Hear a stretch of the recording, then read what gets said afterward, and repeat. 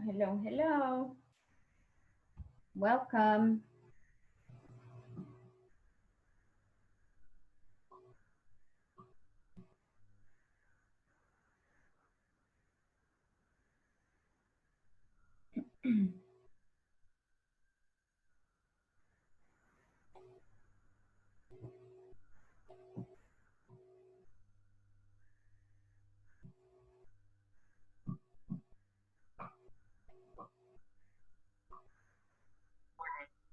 Can you hear me? Yes, hello. Hi, it's Marianne Hasso. Hi, Marianne. Hello. Welcome. All right, as you are coming in, could you please start writing in the chat your position and where you teach, maybe like the city or district, and also grade level.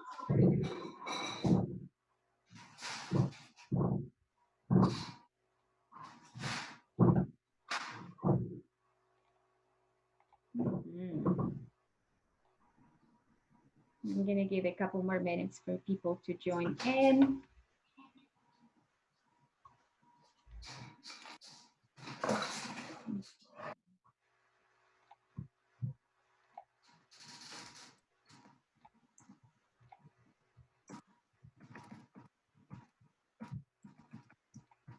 And as you're coming in, please start to write your position, where you're at, and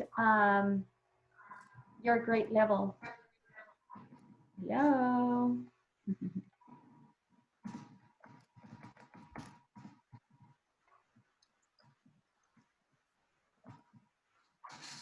Awesome. So we have people from Westchester. Let's see. And I'm gonna second.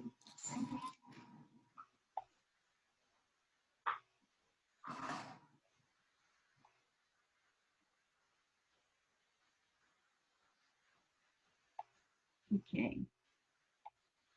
So Queens, New York, California, Binghamton.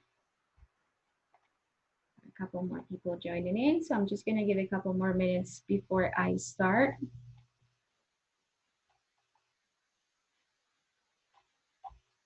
And as you're coming in, please write your grade level and where you are at.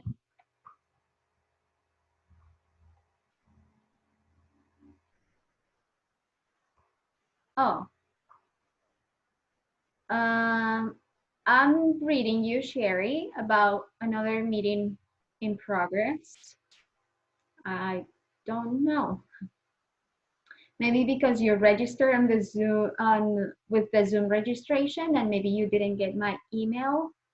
So I got the email. Well, first I got an email from my, on my Gmail, which I belong to TESOL.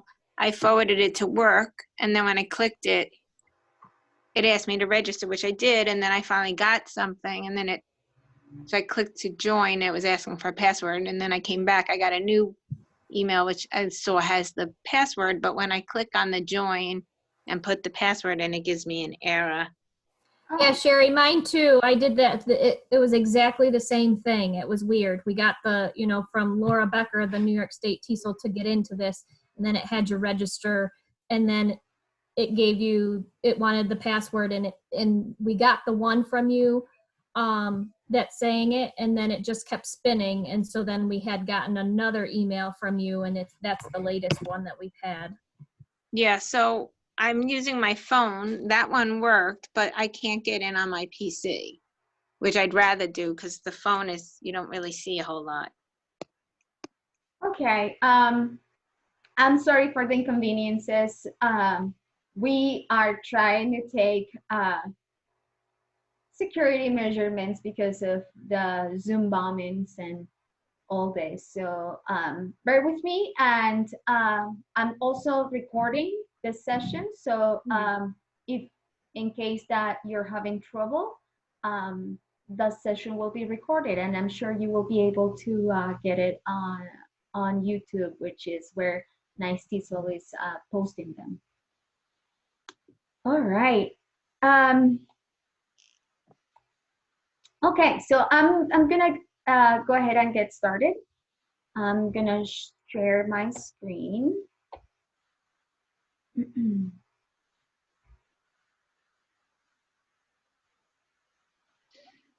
See.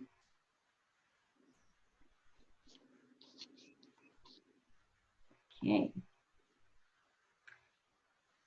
So let me put you guys here. And so welcome to Teaching Writing K-5 in Distance Learning. What you will see today in this presentation, this webinar, is just a couple of ideas that I've been gathering along. So I'm gonna cite a couple of people that have shared the ideas, and so I'm trying to kind of like compile them.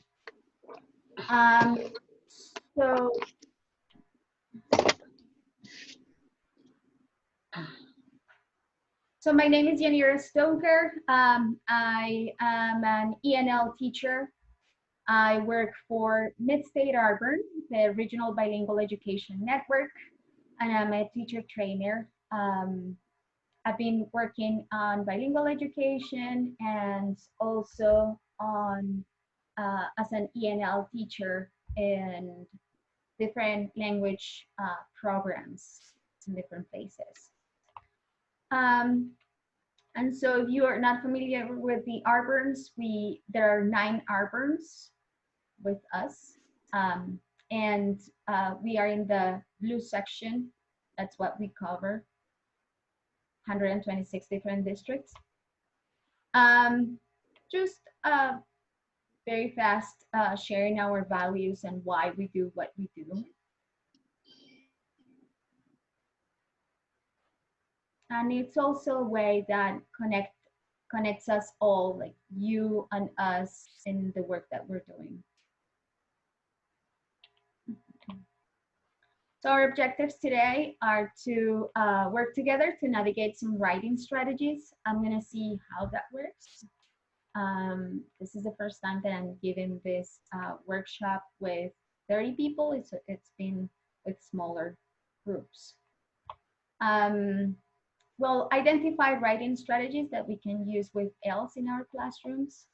And we'll identify where in the writing acquisition process are the ELs in your classrooms. So very quickly, I just want to give you a background information about where all this is, we want to attach it to. Maybe some of you are familiar with advanced literacy skills and the 4 hallmarks that are outlined in this research that is supported by the state. So basically this advanced literacies are what you will put together with critical thinking skills and the mechanical skills that you get when you're learning a language, like all your reading, writing, listening, and speaking, all together to be applied in content to do something with them. So you can get familiar with the hallmarks here, and they are also in the website. Once we finish, I can share these slides with you just so you can get all the material. So they are instructional practices that are associated with students' development of advanced literacies. So in other words, what I just explained, that they are higher thinking skills all together with mechanical skills. So what we're gonna focus on today is in hallmark number 3, which is write to build language and knowledge. And please bear with me because I don't have a chat monitor, so it's just me here. So, oh yeah, thank you. Yes, I'm recording. Thank you for being a helper in the chat and answering to your own questions. So the idea of this hallmark is that we're moving from this different aspects to the left to the aspects that are outlined in the right part of it. So teaching writing in isolation to like teaching in content-based units, teaching writing as a method of demonstrating knowledge now is more like using writing to sharpening your thinking and to help you reflect actually. And from thinking that writing about topics that are disconnected in a unit to writing about the content. So the idea of writing, and I think this is really important, especially nowadays that we're just trying to like, sometimes I found myself also as a teacher trying to like throw things at the kids like, you can do this, maybe you can do this, and you can do that, but it's not completely connected with what we want to do sometimes. So it's helped me to be reflective about that too. So briefly, this chart is, if you look at the bottom of it, maybe you are familiar with what the CRSE is, and it's a framework that is brought by the state on culturally responsive sustaining education. So basically what the state is saying is that when there are all these principles in our classrooms and even in our online classrooms, when there is a welcoming and an affirming,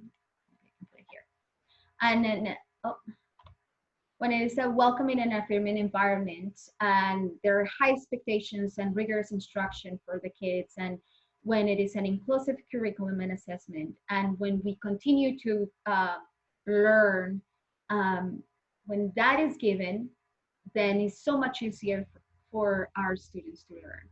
Basically, the biggest takeaway from this framework is that all diversity is not only welcomed, but it is considered as an asset. And because of that, the way that students express themselves is also welcomed. So if a student doesn't necessarily show that they are able to show their understanding and their explanation in English and they can do it in another language, it should be welcomed. And if they can't write it, but they can draw it, it's also welcomed. Or if they can videotape it, or, just all these different ways of expressing yourself. So all this is helping me also to navigate in all the possibilities that we have to teach writing in an online platform. These aspects that are in purple are the component skills, and they are all the mechanical skills that we teach. It is said that students get all these components by 3rd grade.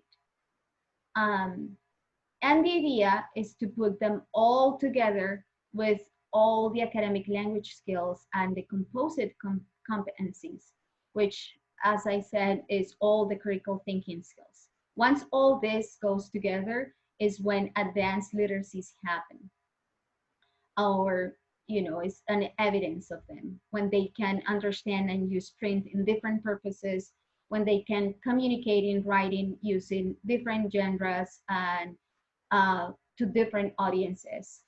So all this is really key when we're thinking about a writing activity in an online platform, or when we don't have technology, and communicate orally for different purposes. So, all right, let's see. And please keep thinking about any questions, as I will have some time for questions at the end, just so. All right, computer is not working, seems to be writing. All right, when we're thinking about academic language components, we're thinking that all the syntax and morphology and all the pragmatics mainly. And when the students know this, they are able to create and take apart sentences. So if we think about this, maybe we can think about like how we can use different either programs where students scramble and they create their own sentences and unscramble their own sentences. They can write it in different papers and then put together different sentences. Of course, as I said, when writing is aligned and works together with content and with an integration with a subject area, it works better, and that's what we want to do.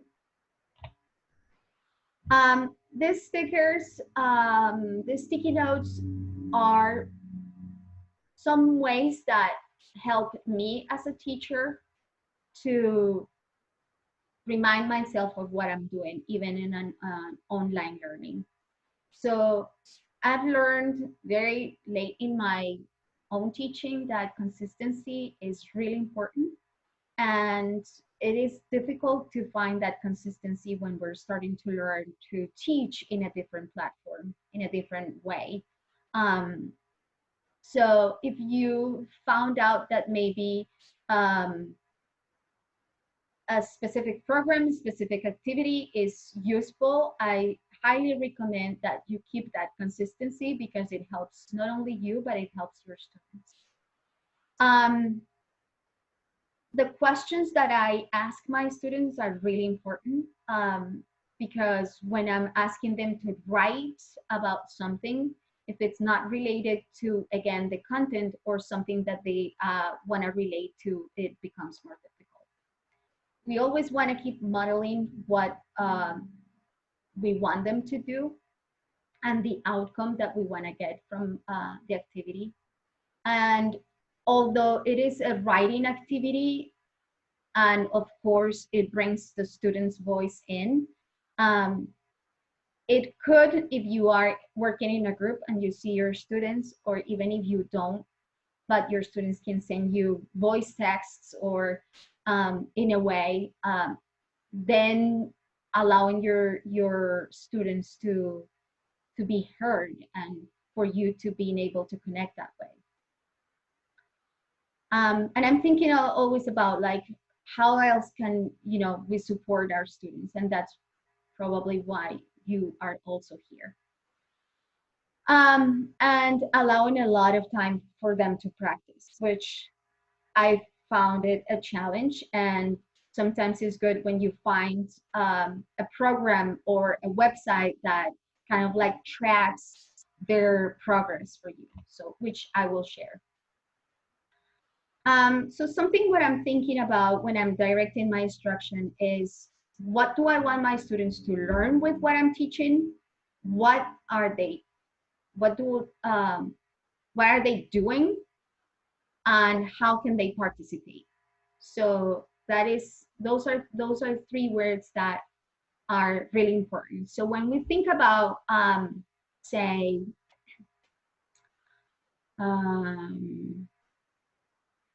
science, then I want my students to observe something, to analyze, and then I want them to express that analysis.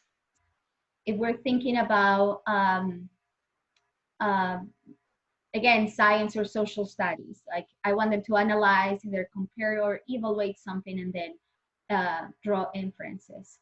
So it's just a way to direct my own instruction.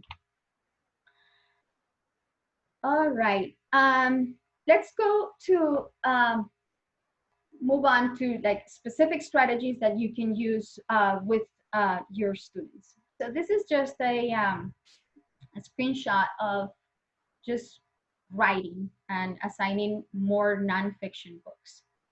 And that is just a strategy that I heard from Dr. Sarita Hammond saying that how important it is for students to use nonfiction books more, as they can report better their thinking. So in the writing strategies, and one other writing strategy that maybe you could use is, as you're using those nonfiction books, start to include a thinking routine. And this is where your consistency is really important as a teacher. The more you keep using, and most of you probably already do this, but the more you keep using a thinking routine or any routine, the more you will see how your students continue to grow and progress. So those are just a couple of sentence stems that could start to spark ideas in your students in their writing. If you don't have technology, this is something that, if in case that, you know, a phone is the only technology that the family has, you can send this in a text or in a voice recording.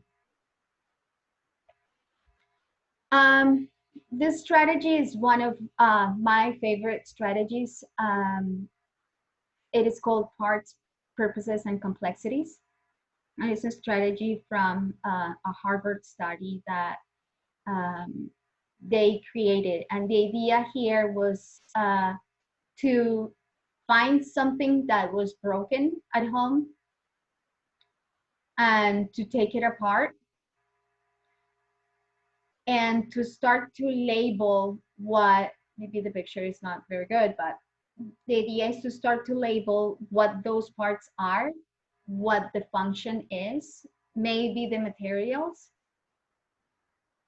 And the importance of this kind of strategy is that it brings a lot of engagement and a lot of curiosity too from your students.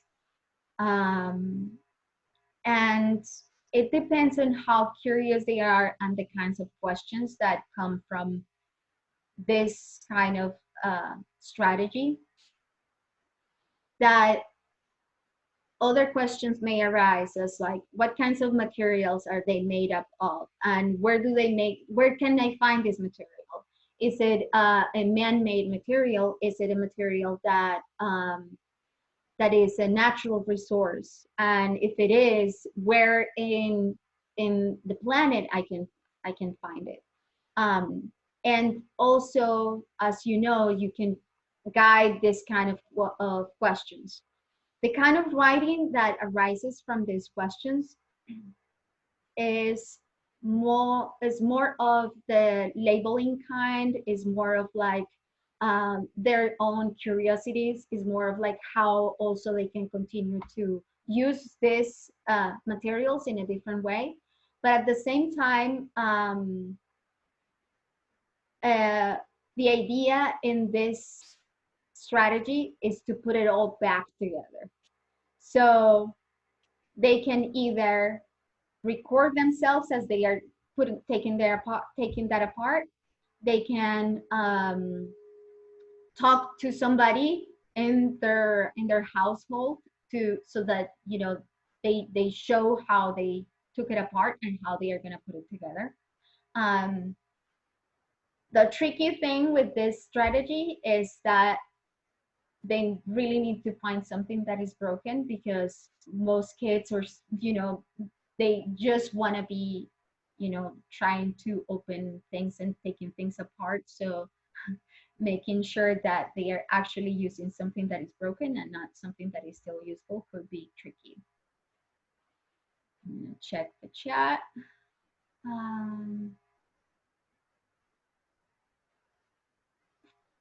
Okay. Thank you for letting me know that there are other people waiting. All right.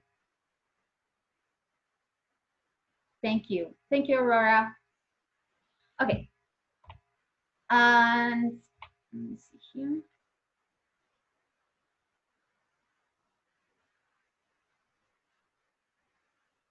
This is important when we're sending activities home when they need to write. I'm thinking about like what kind of scaffolding do actually students need when they are writing at home. Sometimes we can just send a prompt and then get their writing back. There are times that if we are writing together, as you know, maybe some of you are using Google Docs to write together, which is a great resource. And please let me know if you need me to go through that, because that is a quick demonstration of how to use Google Docs. Because with Google Docs, you can dictate, you can use like voice to text, so you're speaking, and for the kids who it's very challenging to use a keyboard, then they can just talk to the computer and it is written for you. Let me see.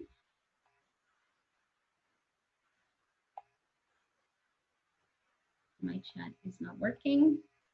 Okay. All right, we can review real quick Google Docs. So bear with me, I'm gonna stop sharing for a second. And please feel free to write in the chat any questions that may arise.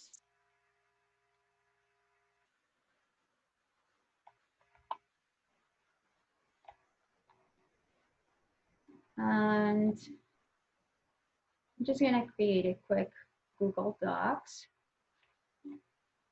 Maybe it even helps if I'm sharing my screen at all times. Let me see.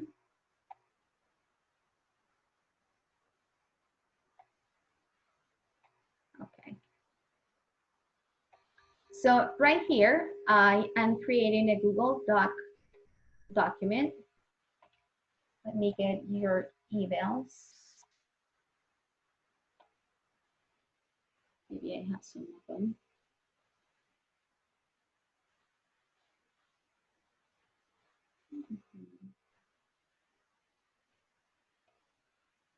And thank you for being patient as I'm working with you, trying to put all this together to give a demonstration.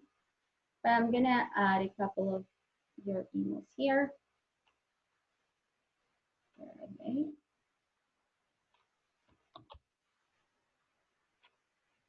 I'm just gonna share this document.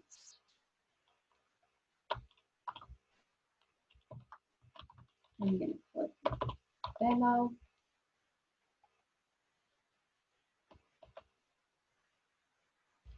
And so you'll probably receive sharing instruction in sharing document with me. So whoever wants to join, feel free to join. Just so we can do it live here.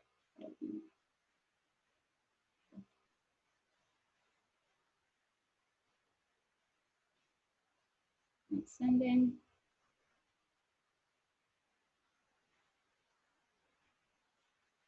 Okay. And while that sends, oh, there it is.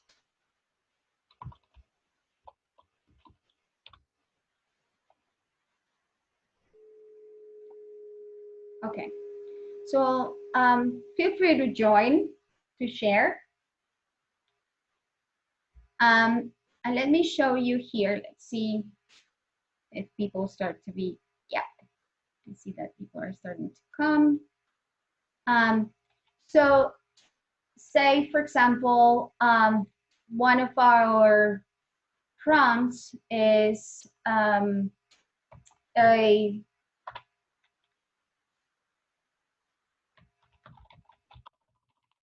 prompt would be like, what would you like for your parents to bring from the grocery store next time they go? Would you like your parents to bring you?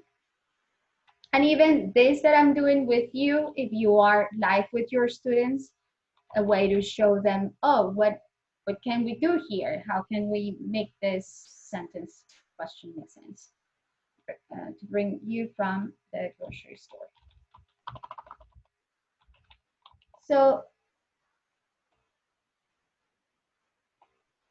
okay. From the grocery store. Okay. So any of you, you can try and please do, try the voice to text, which is one of like the very very useful tools. So you go to tools and click on voice typing, and you click to speak. As soon as you start talking, it will type, and you have to click back just so then you go back to your own microphone. So just try it.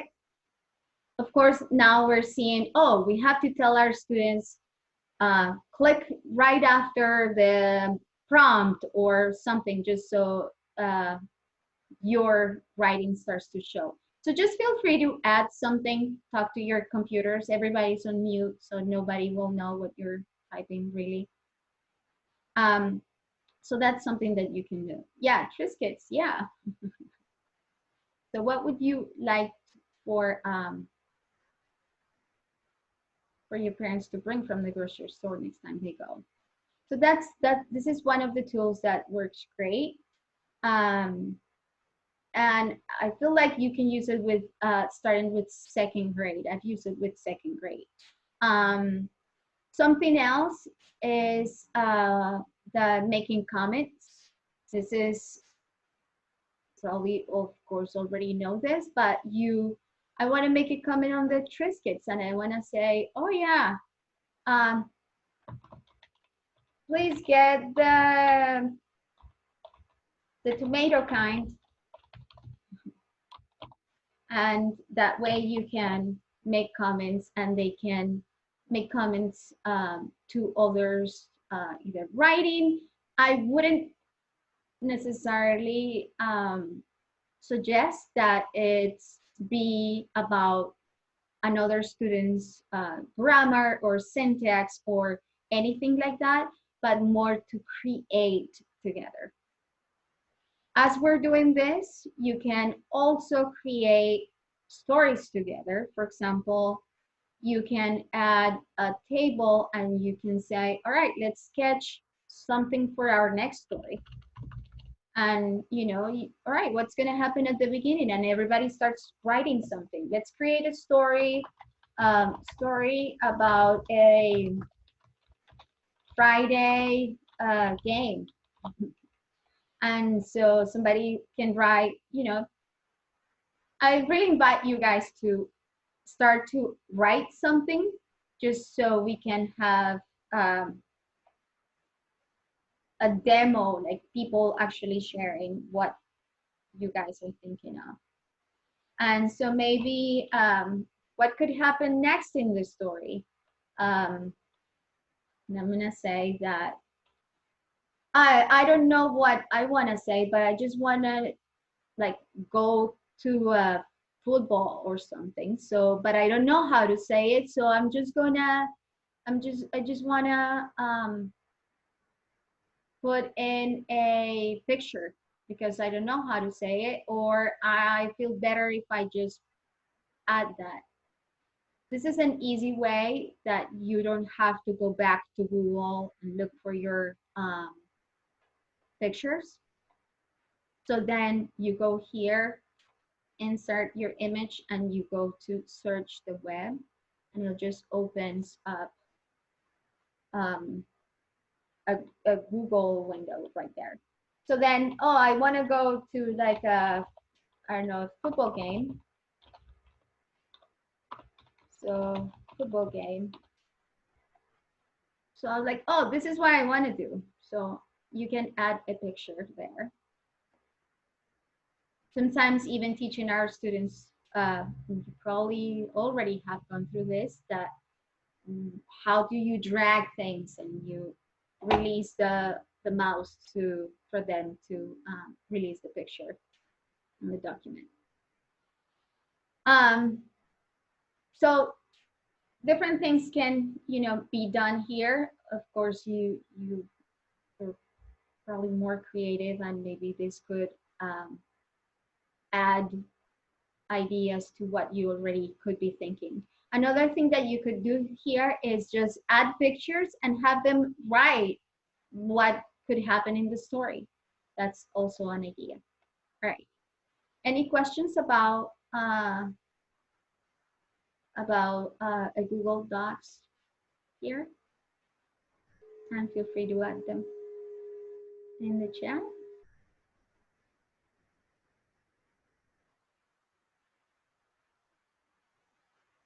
Okay. I'm sorry if you don't have access to the Google Docs. I just grabbed like a few, all the addresses that Dr. Baker sent me. So I'm sorry.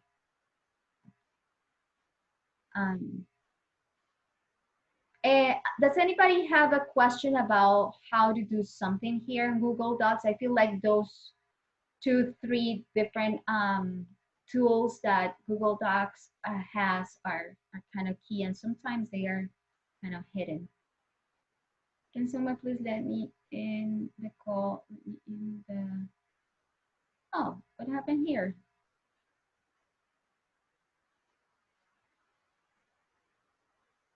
Oh, so we just found that this is another way of communicating. Let me see what's happening here. Okay, just admitting more people. I'm sorry, guys, the ones who are just coming in. Okay.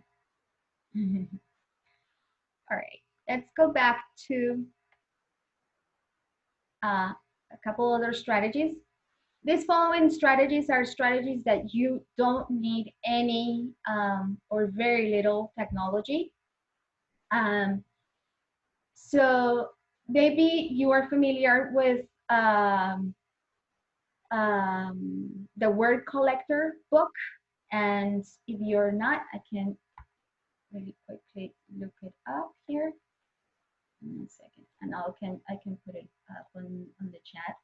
And so the word collector book is a very inspiring book that I use in a couple of buildings, that it even sparked a lot of curiosity, and it brought people together as we started to collect words in our homes and classrooms. And so, but it's the idea of just working with words is key. So if you don't have the book, but you would like to have an idea of the book, let's see, I'm just pulling it out right now.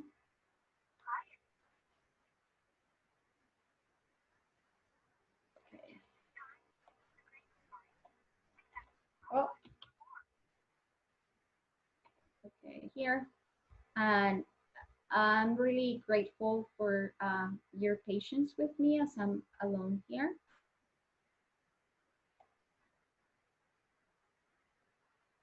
In the chat. So right there is a video of like what the word collector is, just so you have an idea if you haven't had the chance to know the book yet. But so the idea of playing with words is huge. Maybe some of you are already familiar with this kind of ways of collecting things in this kind of like containers. You can buy them, but you can also use the idea to teach your students. So you can collect any kinds of words, and you can invite your students to collect words with related to like either a family word, or thinking about a meaning of a word. Like, let's collect words right now that are related to walk. What other words can you think of right now that also mean walk? And you can just plug your answers in the chat. Straw,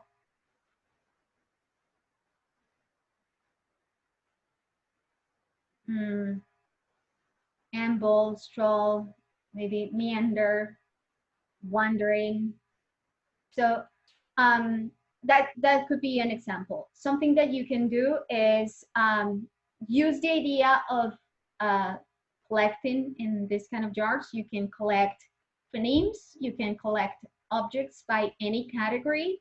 And the reason why I'm saying that this is part of a writing strategy is because I also want to tackle K and first. And we know that that's what the foundations of writing are in those kind of grade levels. If you don't have a container like this and you don't want to label, or you can, or however it is, maybe you can use a shoebox and just collect, say, high frequency words that maybe are in newspapers or magazines, or maybe create flashcards of jobs, or let's put them on a stick, like maybe kind of like this, to either name things, label things, use phonemes. You probably have more ideas about this than I do. You can also create flashcards when you're thinking about like specific sounds or graphemes.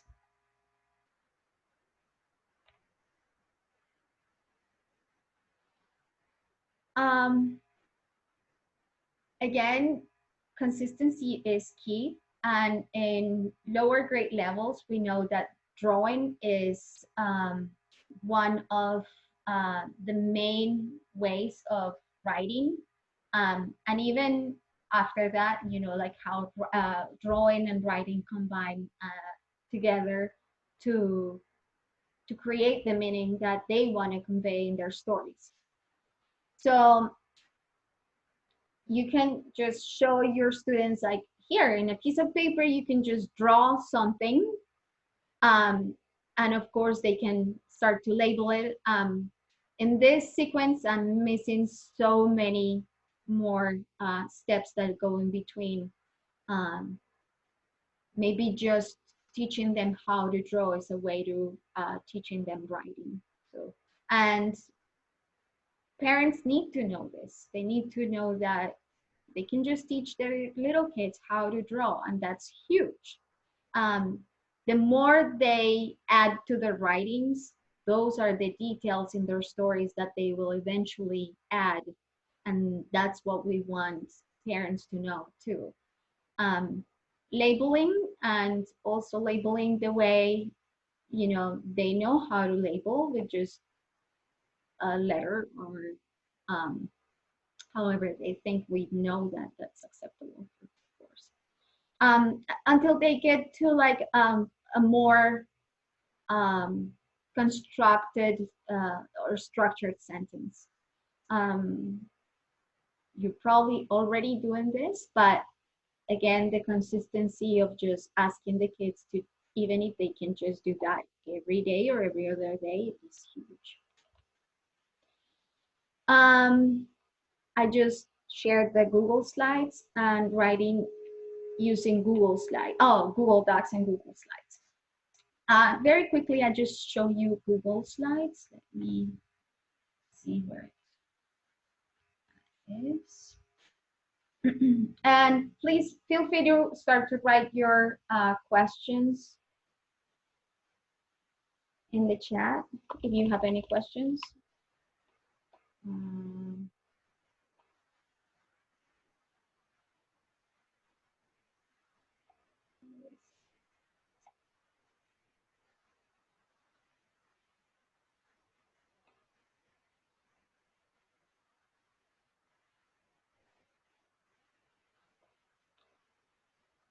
I hope nobody else is waiting.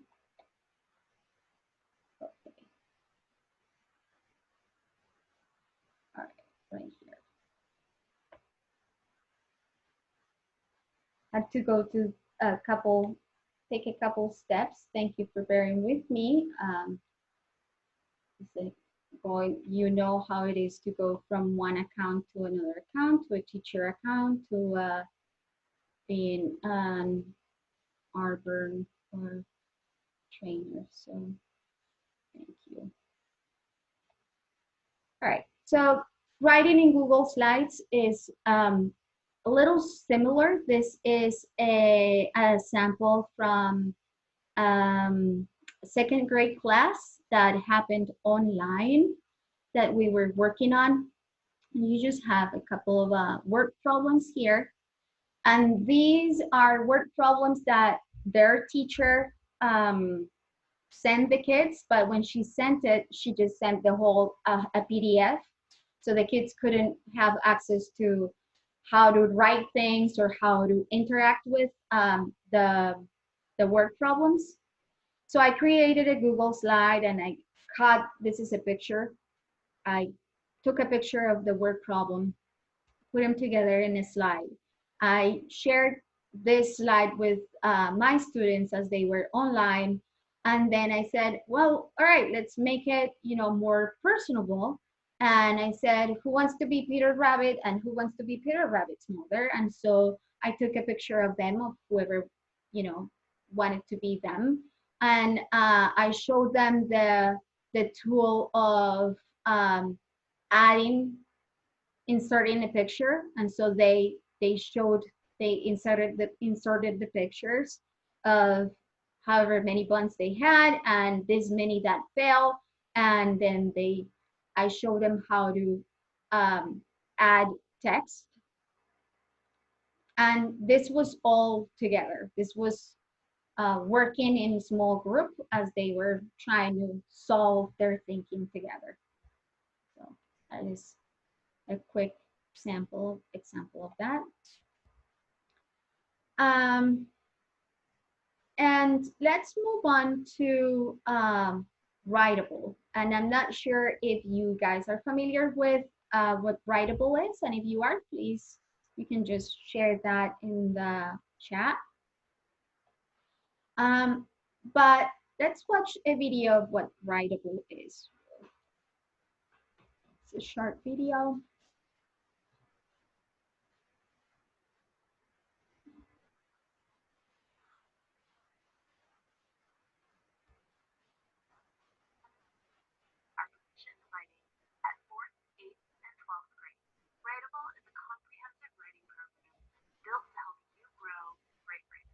Whether you have a writing curriculum already in place or you're starting from scratch, Writable can help unify your writing program by scaffolding instruction and supporting students with the help they need most. Writable is a research-backed solution. Scaffolded writing practice that connects to instruction increases the quality of feedback. Better feedback creates better revision, and better revision is the key to writing growth. Writable facilitates writing practice by providing over 600 customizable assignments to solve, or you can create your own. Our assignments include side-by-side reading passages and student-friendly checklists. So whether you're working on an opinion paragraph or a literary essay, state test practice or district benchmarks, your assessment and practice needs are covered. Connect practice to feedback with Writable's feedback engine, which includes guided anonymous peer review, self-review, teacher grading, and AI feedback.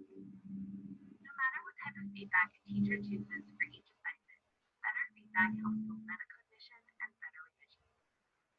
Writable helps teachers save time and focus their grading, and makes it easy for students to receive meaningful and timely feedback when they need it most. Writable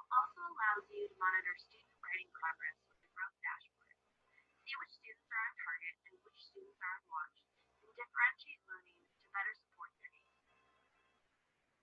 Writable works with the tools you already use and love. As the Google for Education partner, students can write in embedded Google Docs, and teachers can assign directly to the classroom stream. Grades and rosters will automatically sync, and exporting data to Google Sheets Sorry. only takes one click. Teacher accounts are always free, and students get their first 2 months on it. So log in now and start growing great writing today. Okay. So that was writable. This, oh, talking about writable before I continue.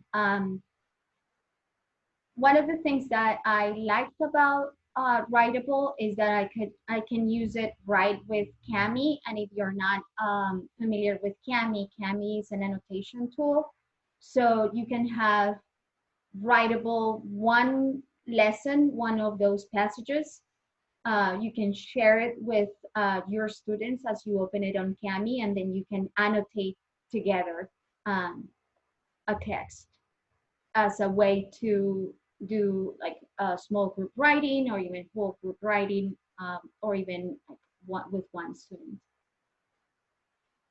All right, let me see. Right here, you find, let me see if I can make it bigger. This is the go-to strategies.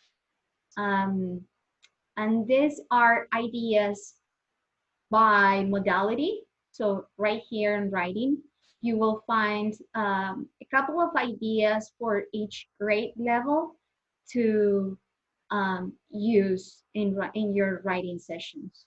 And of course, you know, you can integrate everything that you're seeing here. The link to all the document of the to-go strategies is also in the presentation, which I can share with you guys. So for example, here for a level 1 entering, says requires students to label visuals and to create language balloons. So all these strategies, let me just show you the whole document where it is. So if you just Google go-to strategies matrix, you will find a whole PDF document. And they have, this document has all the strategies described.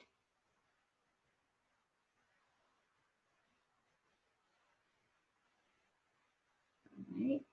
And so in each one of those, in each one of the metrics that you saw, you can find different things of activities that you can use for writing, reading, listening, speaking, but also, for example, this with vocabulary.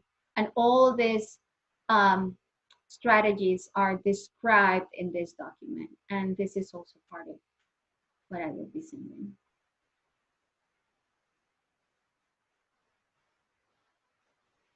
Some of those strategies, as you can see, are need more directions, and others need a little less. But a couple of them could be used without internet. Okay. All right. Also, here you will find access to our Padlet. And here you will have different kinds of documents that are related to English language learners. Although they are not completely related to only writing, you will find like language acquisition or things that are related to else. I just wanted to take the opportunity to share this this resource with you. All right, and this is the end of what I had to share with you. And I'm gonna open it up for questions. So I'm gonna stop sharing. And feel free to either raise your hand or post your questions on the chat. The Padlet, you can see it. You can either type the address or copy and paste the address. But I will be sharing everything with you and the whole presentation, so you will be able to use it. Yes, I mentioned Cami. Bye, Karen. Cami is an annotation strategy. Let me show you real quick what Cami looks like. And maybe, let me see if I already have something here with Cami. Bear with me while I'm looking for what you want me to show you. It's here. So the cool thing with Cami is that you can annotate something together, and Cami also creates a full file with all the annotations that you've created. So it converts all your documents into like a Cami application. And so, let me see.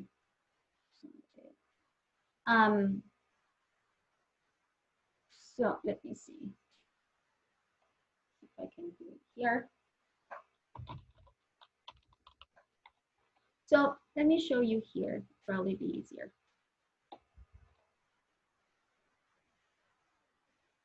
Cami is an extension. So to find your extensions, what you do is you go to your apps, like this, kind of like the same waffle icon, but the one that is on over here by your address. And you go to the web store. Please make sure that you check in with your district about 2D law and if these extensions are possible to be used with your students.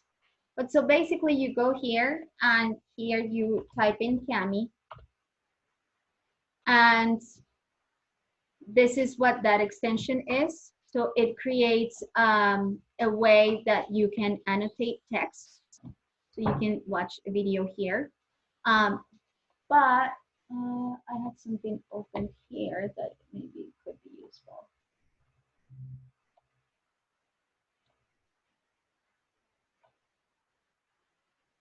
So you can, it's kind of like what I showed you. Oh, it's actually showing it there. It's kind of like what I just showed you by using Google Docs or slides. Many students can join. You can just share the link. They don't need to have Cami. And just because of time, I'm just gonna guide you to either you go to YouTube and watch a Cami tutorial. But I found it that is really useful. And Iris, also you can send me an email and I can show you real quick how to use it. Yes, I will be sharing the PowerPoint with you. So thank you so much for being here. If you guys don't have any more questions, and if you do, you already know my email, and just feel free to send me an email if I can help you in any way. Thank you and enjoy your weekend.